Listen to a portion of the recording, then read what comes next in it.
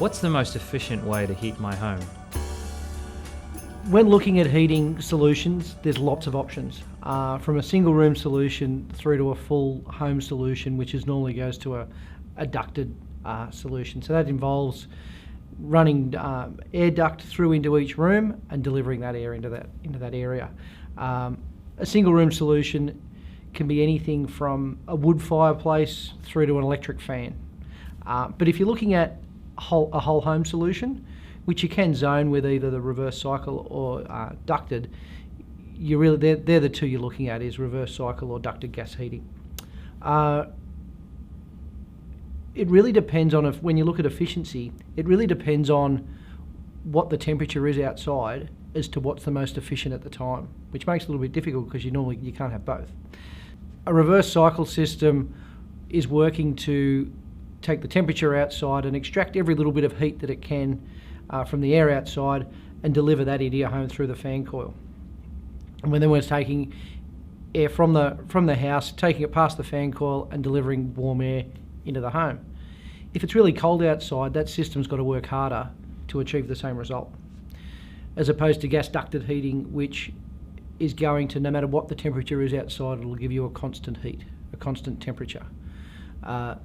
So when it's really cold, when I say really cold, it's anything below 7 degrees is sort of a number. If anything below 7 degrees, it works really well to use gas ducted heating. It's going to give you constant temperature no matter what the temperature is outside. Reverse cycle is great in areas where it's like Sydney. It never gets really, really cold in the majority, especially further to the coast in Sydney. As you move further out west in Sydney, it does get really cold. And in areas that are known for cold, it just depends even within the area. If you're in a double brick home that stays in shadow for most of the morning in winter, the house is cold. The best way to heat up a really cold house really fast is with gas ducted heating.